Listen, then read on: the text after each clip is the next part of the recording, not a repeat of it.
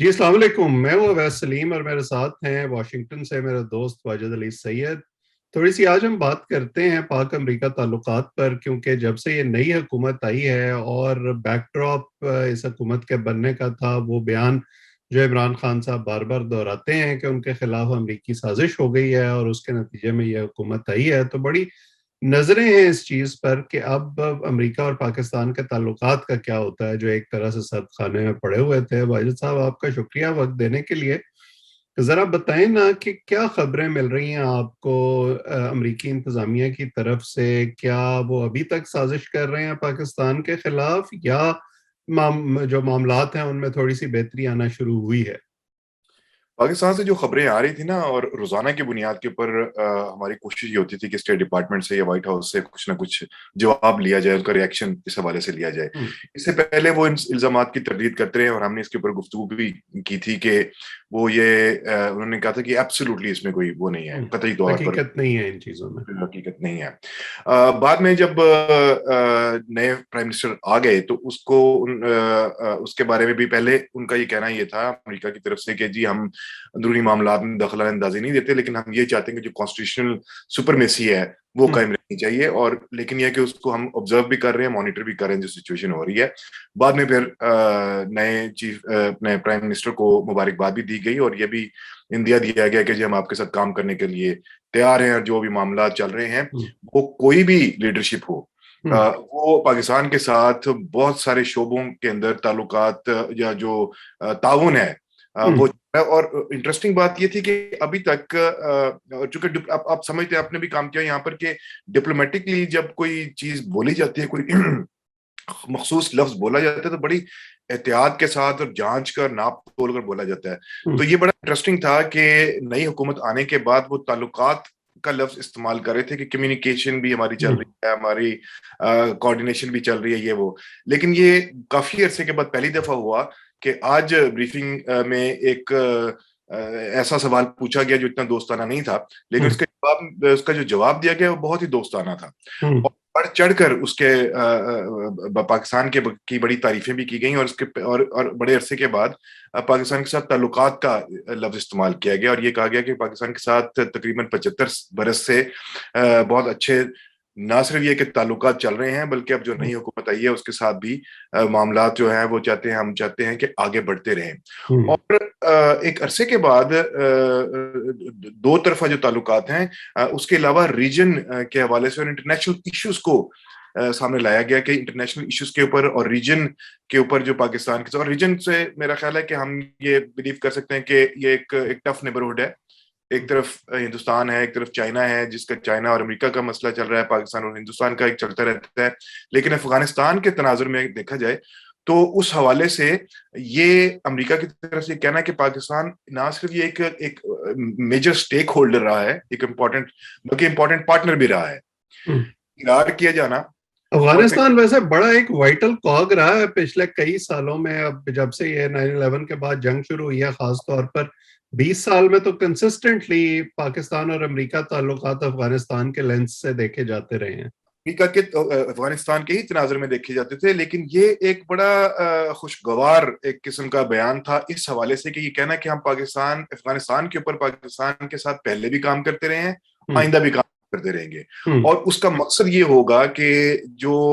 وہاں پر ایک ایسا افغانستان بنایا جائے جو مستحکم ہو، جو خوشحال ہو، جس کے اندر امن ہو، اور اس کے اندر ہم پاکستان کے ساتھ کام کریں گے۔ تو یہ بڑا ایک دلچسپ قسم کا بیان آیا ہے، اور اس کے اندر جو یہ کہا جا رہا تھا کہ ہم نے مبارکباد دے دی اور ہم کام کریں گے، اب اس کو اس حوالے سے دیکھنا چاہیے کہ نہ صرف انہوں نے ریجن کی بات کی ہے بلکہ انٹرنیشنل ایشوز کے حوالے سے بات کی، اور یہ کہا کہ یہ پاکستان کی اپنی پراسپیرٹی کے لیے، پروگرس کے لیے اور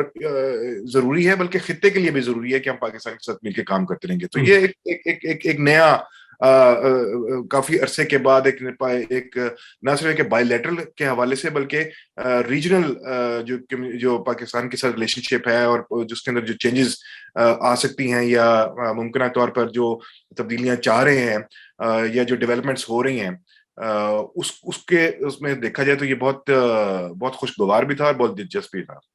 بالکل، اور میرا خیال ہے کہ اس میں یہ بات بھی سمجھنے کی ہے ہمارے لوگوں کے لیے پاکستان میں، اور خاص طور پہ جس طرح سے آج کل شکل دینے کی کوشش کر رہے ہیں عمران خان صاحب کے شاید یہ تعلقات بالکل بائنری نوعیت کے ہیں، یا وہ ہمارے دوست ہوتے ہیں یا ہمارے دشمن ہوتے ہیں. ایسا نہیں ہوتا خارجہ پالیسی میں، کئی سطحوں پر تعلقات ہوتے ہیں. اگر بائیڈن کی اور عمران خان کی بات آپس میں نہیں بھی ہوئی تھی تو ہمارے تجارتی تعلقات پھر بھی قائم تھے، ہمارے دفاعی تعلقات پھر بھی تھے، کمیونٹی کی سطح پر پھر بھی جو ہے وہ آنا جانا موجود تھا.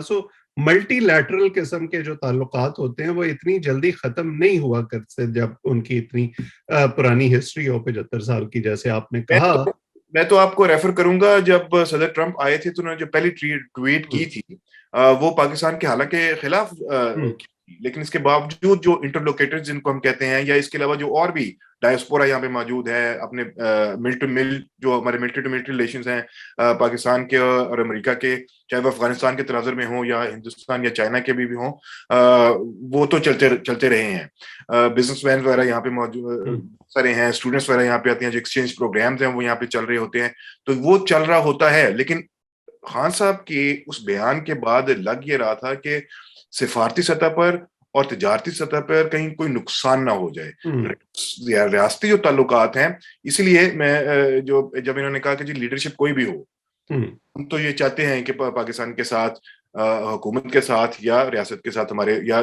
اس کنٹری کے ساتھ، ان لوگوں کے ساتھ ہمارے تعلقات چلتے رہیں. اس سارے دور کے اندر جب کووڈ کا یہ مہاماری شروع ہوئی تھی،